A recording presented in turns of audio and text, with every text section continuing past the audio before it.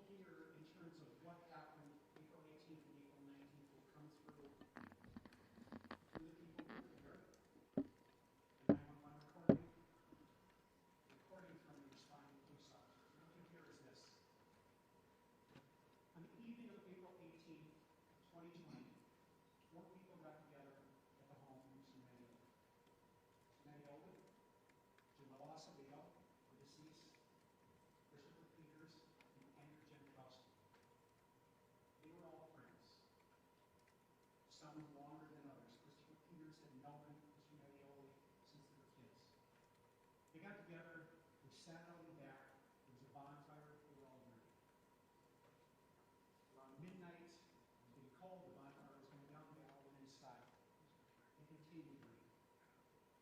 And then people went to bed. Mr. Mattioli had his bed upstairs. Andrew Jankowski was sleeping on a sofa on the first floor. Christopher Peters was sleeping in the basement. I'm just really sure when Joel Acevedo went. But in the morning, suddenly there was a fight.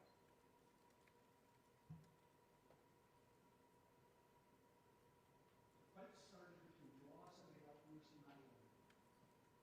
Mr. Mattioli, statements to investigating detectives said he woke up and Joel was going through his pockets. It led to a fight that moved downstairs. There's some indication there's a lamp knocked over. You see a picture. At some point in time, Christopher Peters comes upstairs and will tell you he got punched by Joel Acevedo. The struggle ends up in the living room. It ends up in the kitchen. There was then a 911 call that is made by Mr. Mattioli. You will hear the 911 call. You will hear what people say. That 911 call leads the police to respond to the home. Police, when they respond, are in body camera. You'll see what happened. But essentially what happens is the first officer walks in to the kitchen. There's a side door. It's a small house. And in the kitchen, he sees a person, who is Mr. Mattioli, straddled on top of Joel Acevedo, who is face down on the ground. There is also a person, Andrew Jankowski, who's laying on his feet. Christopher Peters was outside waiting for the police. The responding officer says, basically, you'll hear it, he's breathing, isn't he? Which Mr. Mattioli says, I don't know. And they say, get off of him. Turn Acevedo over and you realize he's pulseless and not breathing. They start CPR. Medical personnel are called. Fire department arrives, paramedics. They start CPR. They manage to get a pulse. He's then taken to St. Luke's Hospital. Mr. Acevedo remains at St. Luke's Hospital until past April 25th. But on April 25th, the lack of activity in his brain is declared deceased. After his heart is taken because it's been transplanted, he's taken blood from the representative box. The autopsy, which is done by Dr. Brian Peterson, who's no longer employed, he reaches a conclusion. The cause of death is anorexic encephalopathy, meaning loss of oxygen to the brain. The cause of the loss of oxygen to the brain is traumatic chest infection. Basically, Mr. Mattioli is lying on his chest, preventing Mr. Acevedo from breathing. There's some indication that Mr. Mattioli's arm was around Mr. Acevedo's neck, but nobody can say whether or not he was being choked. Here, the only one who can say that is deceased, Mr. Acevedo. Dr. Peterson no longer works for the medical examiner's office. So when he left, Dr. Salvatore, who is now the medical director, for the case, she'll end up testifying that she reviewed reports from the on-call, body camera video, medical records from St. Luke's, pictures, she did slides, harvested from Mr. Acevedo. It's her opinion. The cause of death, again, is lack of oxygen to the brain. What caused the lack of oxygen to the brain? Traumatic chest infection. Mr. Mattioli basically was lying on top. Preventing Joel Acevedo from breathing. That is essentially what the state will present. All of us agree, probably with the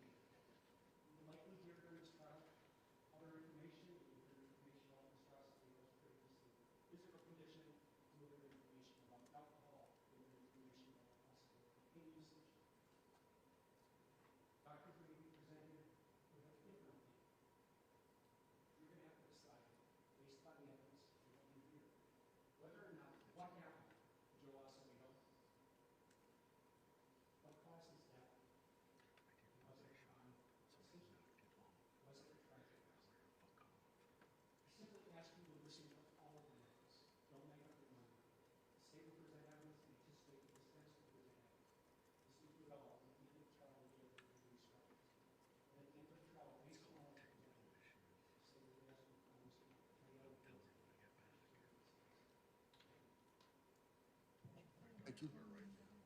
And then for defense, Mr. Powell.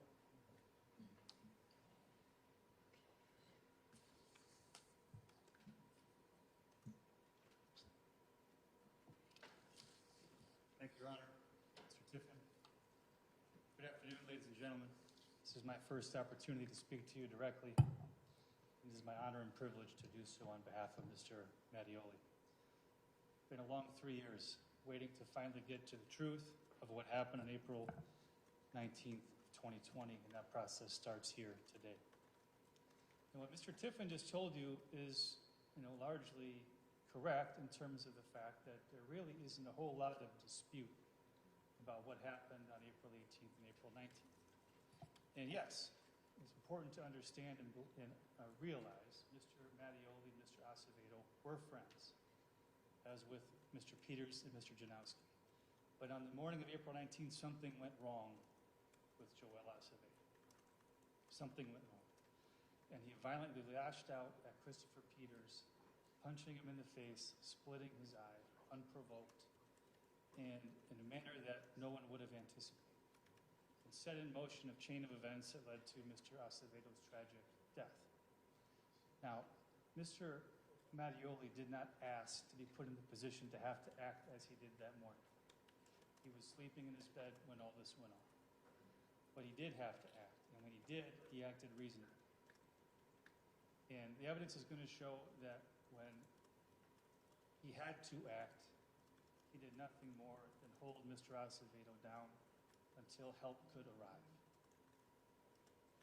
What he did not know, what Mr. Mattioli did not know on the morning of April 19th, was what medical baggage Mr. Acevedo carried with him into that house the night before and in that morning. Evidence will show he had a severely compromised respiratory system, chronically asthmatic lungs, exacerbated by an immunoglobulin deficiency. Another thing Mr. Mattioli did not know was that Mr. Acevedo was up most of the night doing cocaine, hiding that behind Mr. Mattioli's back. He did not know that, in essence, Mr. Acevedo was a ticking medical time bomb that morning. The tragedy ensued, and here we are today.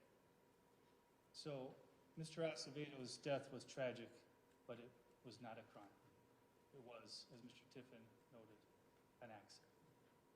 Now, Mike Mattioli joined the Milwaukee Police Department just out of high school as a police aide for 3 years, then went to the academy, also enrolled in the Army National Guard. He has a heart of service for his community and his country. After he finished basic training shortly after the police academy, he came back and began his career as an MPD officer. Worked at District 7 on the northwest side of Milwaukee, and worked his way up to special assignments and ultimately up to the Special Investigations Division just over here down the street, downtown. Because he had that assignment downtown, he had the ability to work overtime at private places, like go to a baseball game at Miller Park, American Family Field, I guess we'll call it. Or Summerfest, you might see uniformed police officers walking around. That's what those guys and gals are doing. They're working overtime. Mr. Mattioli did some of that work at Northwestern Mutual Life, new office tower just up on Mason Street. And that's where he met Joel Acevedo, who was working as a security guard there. They met in late 2019. And evidence will show they became friends through that work relationship. And in March, they got together with Mr. Mattioli's friends, Christopher Peters and Andrew Janowski. They all met there for the first time at a pub crawl before St. Patrick's Day called the Shamrock Shuffle. Had a great time. Everybody got along fine. And you'll remember, I'm quite sure, that about a week or two after that, the coronavirus came around, and we all learned what that was. Stay-at-home orders, lockdowns, things like that. And so they didn't have much contact for the next month. So April 18th comes around, and Mr. Mattioli reaches out to his friends and says, why don't we get together at my house, sit out in the backyard with the bonfire, have some drinks. And these same 4 guys get together there. And everything is fine. Everyone's getting along great. They have a good time at the bonfire, have some drinks, smoke some cigars. It's a fine night. No issues. Unbeknownst to Mr. Mattioli, however, Mr. Peters and Mr. Acevedo are using cocaine throughout the night covertly behind Mr. Mattioli's back because they know he was not be happy as a police officer about friends of his using illegal drugs in his house. So Mike doesn't know that's going on. But otherwise, the night is going fine. Everyone's having a good time, and people start to peel off to bed, though no one really knows about what time everybody went to sleep. Mr. Mattioli goes upstairs to his bedroom, just lays down on the bed, at the top of the sheets, wearing his clothes he was wearing, didn't get into his pajamas, straight down. Mr. Janowski makes his way to the living room couch, goes to sleep there. Mr. Peters in the basement, as Mr. Tiffin sort of mentioned. No one really knows whether or if or where Mr. Acevedo went to sleep that night. But the next thing the evidence will show is that sometime after 7 in the morning, Mr. Mattioli feels a hand in his pants pocket as he's sleeping on his back, and he kind of, comes to in the late night, early morning, and he sees Mr. Acevedo standing on the side of his bed with his hand in Mr. Mattioli's pockets. He sits up, and evidence will show Mr. Acevedo kind of took a step back. Mr. Mattioli said, "What are you doing?" And there was really no response. And Mr. Mattioli said, "Were you stealing from me?" or something along those lines. And then Mr. Acevedo became upset. And with your testimony about how the discussion was, "I'm not stealing from you, I wasn't doing that," and Mr. Acevedo starts emptying his pockets onto Mr. Mattioli's bed as if to say, "Look here, I don't have any of your stuff." There's a hairbrush he throws out, a lighter, a Kleenex, and a couple bucks. One of those dollar bills, the evidence will show, is a rolled up single with cocaine residue on it and the DNA of Mr. Acevedo and Mr. Peters. And so now, of course, Mr. Mattioli does not know that has been going on even at this time. He's telling Mr. Acevedo, "It's time for you to leave my house. Get out of my house." You'll hear evidence that there was some protestations about that. Mr. Acevedo felt like he hadn't done anything wrong, didn't want to go, but he heads downstairs into the living room, which is where those stairs empty out into Mr. Mattioli walking behind him. Mr. Janowski is sleeping right there on the couch. The evidence will show that as they get down into that area, again, the argument's continuing, "Leave the house," and some curse words are yelled back and forth. "I'm not going to leave, I did nothing wrong." Janowski gets up to the commotion and says, "What's going on?" At this point, the evidence will be that Mr. Acevedo is sort of turned and is facing Mr. Mattioli, and Mr. Peters comes up from the basement as well because he hears the same commotion going on. Mr. Acevedo will sort of strike out at Mr. Mattioli and sort of push him in the upper chest and just knock him back a little bit. Not a big deal, really. Not a vicious punch. Then he turned to Mr. Peters and did deliver a vicious punch to Mr. Peters, splitting his eye below his eye and knocking him sprawling onto the floor. And at that moment, Mr. Acevedo also falls down because of the punch he threw. He lost his balance. Now he's on the ground. Now the situation is very different. We're not just an argument about were you stealing from me or not, you got to go. Now we've got an assault that's taking place in Mr. Mattioli's home by someone who's refusing to leave his home. So Mr. Mattioli now tries to get on top of Mr. Acevedo to stop any further violence from occurring, to protect Mr. Peters, to protect himself, and to get Mr. Acevedo under control. Because now the evidence will be Mr. Mattioli wants the police to come. He wants Mr. Acevedo arrested for what he's just done. And Mr. Acevedo is not a small man. Neither is Mr. Mattioli, but Mr. Acevedo is bigger than Mr. Mattioli. And it's not easy. And so Mr. Acevedo is able to get up, and Mike's able to get him back down. And this happens up and down, and happens as they work their way from the living room into the small little kitchen, where there's a kitchen table in there, and not much room to maneuver at all. And the struggle is ongoing. Two big guys trying to, struggle, best face it, as Mr. Mattioli is trying to get Mr. Acevedo under control. At some point, the evidence will be that Mr. Acevedo seemed to calm down. Mr. Mattioli took that opportunity to stand up, still while standing over Mr. Acevedo, pull out his phone and call 911. You'll get to hear that call, and you'll hear, at least initially, you'll hear some yelling in the background, It can be hard to make out what people are saying. You'll hear Mr. Acevedo's voice. You'll hear for yourself. It sounds like he's saying, "Now I'll go home," or something like that, or he resisted previously. Mr. Mattioli is talking to the dispatcher. He's fairly calm at that moment. And he says, "I'm an off-duty police officer. I need help at my house." Dispatcher asks a couple more questions, and there are no answers. Because as soon as Mr. Acevedo realized that Mr. Mattioli had in fact called 911, he started to struggle again. He did not want to go to jail. So Mr. Mattioli doesn't know what happens to the phone. He drops it. It's knocked out of his hand. I think evidently he's not sure. But you will hear there's a period of time then where no one's answering the dispatcher's questions, and you can hear clear sounds of a struggle going on in the background. Yelling back and forth, people knocking into furniture. You hear a struggle, which you hear. And after a short period of time, another voice gets on the phone. You'll hear that's Christopher Peters, the guy who had been punched. And he starts trying to answer the dispatcher's questions, and the evidence will be, you'll hear it. He says, there's a man here attacking us, says that a couple of times. And he's having a hard time answering some of the questions. He's clearly out of it. You'll kind of hear that on the tape, I believe. And at some point, he also says, "Please hurry. Please hurry." You'll hear Mr. Peters describe for you here in this courtroom about what was going on, why he wanted them to hurry. You'll hear Mr. Janowski testify. He'll tell you or describe, I believe, what he said was Mr. Acevedo fighting like crazy in that kitchen. And meanwhile, this struggle is still going on the way I've described before. It's up, it's down. Mr. Mattioli does not have control of this situation when 911's on the phone. But at some point, that call lasts about 3.5 minutes. That struggle is going on. Eventually, the dispatcher disconnects and says someone's on the way. Now,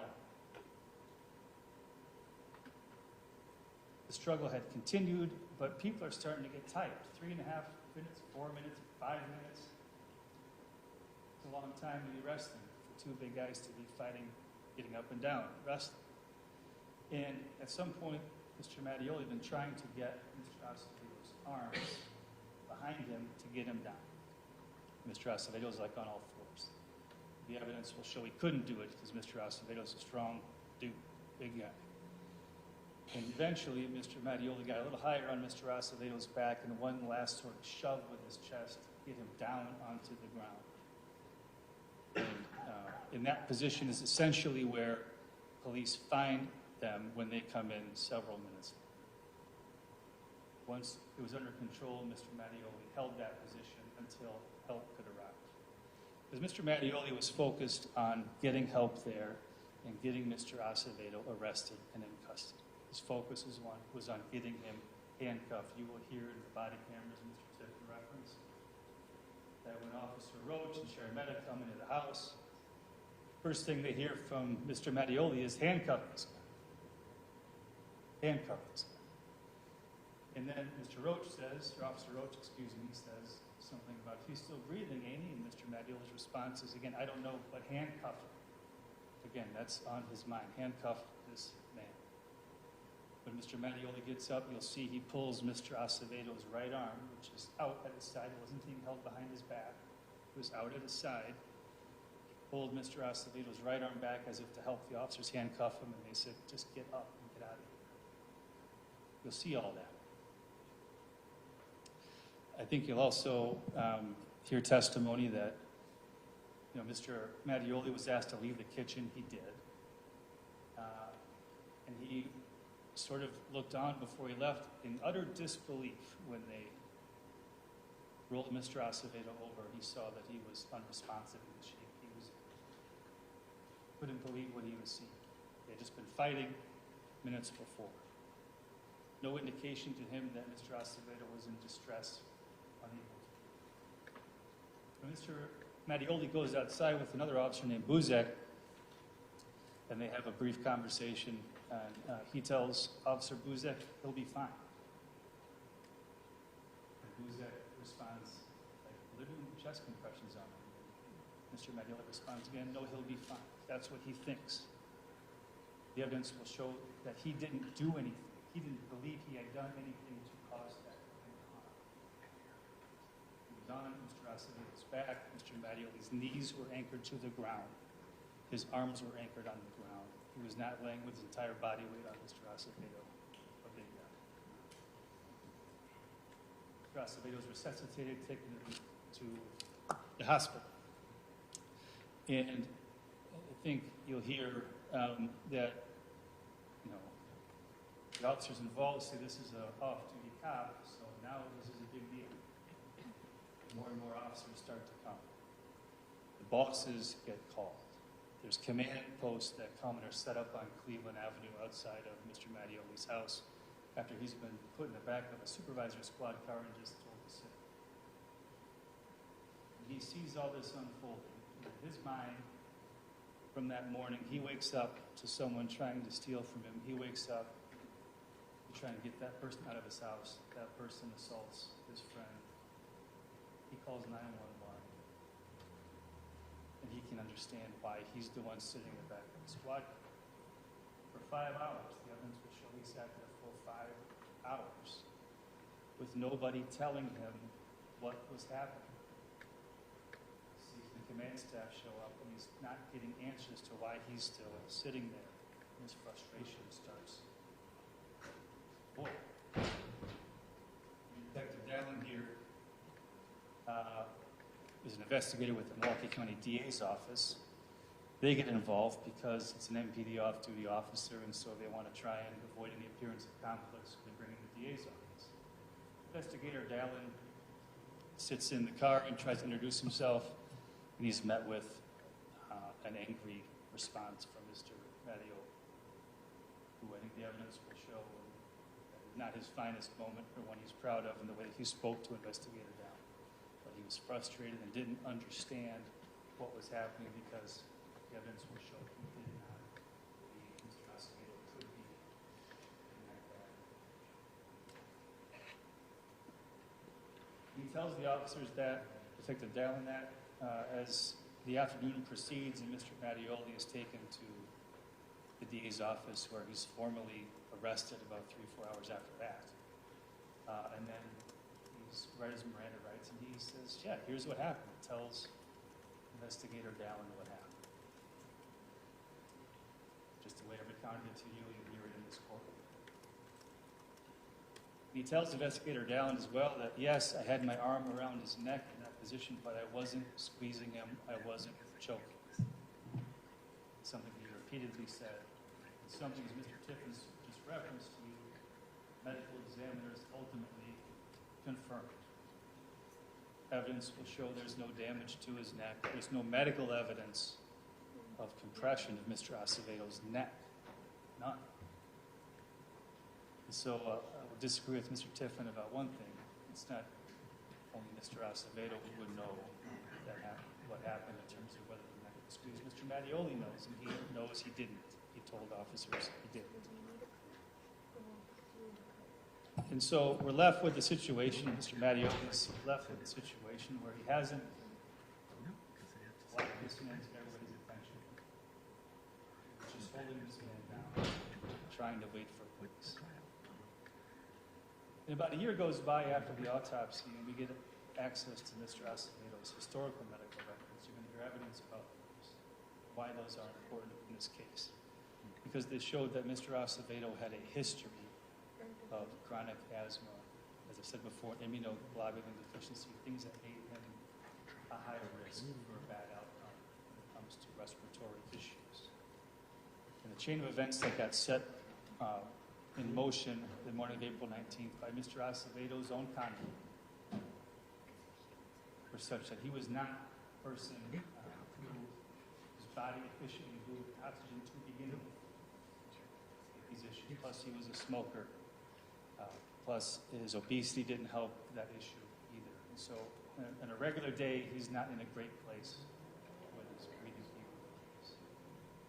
Then you throw in the evidence will show this lengthy struggle and fight that elevates the heart rate, that requires the body to get more and more oxygen to the muscles, to the heart. And he's got cocaine on top of that. Again, quicker heart rate, needing more oxygen. And his body is not in good shape to produce it in the best of days. And this was not the best of days. And he's fighting, and he finally gets into a prone position that is his face down. Mr. Mattioli's on his back, holding him there for police. He's not resting all of his weight. But Mr. Acevedo's lungs are such that they can't handle that insult. Chest cavity's not able to move much because he's obese, in part because Mr. Mattioli's got some additional pressure on there. But Mr. Mattioli's actions, the evidence will show, were reasonable. They were not the cause of Mr. Acevedo's death. Mr. Acevedo had other issues that contributed to his tragic outcome. We'll hear Dr. James Pearl, a pulmonologist, testify about those issues and describe for them to you what they meant and how they contributed to Mr. Acevedo's death. You'll hear from Dr. Jimmy Valentine, a toxicologist, who will describe for you toxicology results that ultimately came out of Mr. Acevedo's blood and showed the level of cocaine in the system and how it indicated a binge in the preceding hours before his death. You'll hear from Dr. Jeffrey Jensen, the retired medical examiner from Milwaukee County, who reviewed the autopsy and medical records in this case. And he'll tell you how, again, Mr. Acevedo's pre-existing conditions and substance use contributed to his death.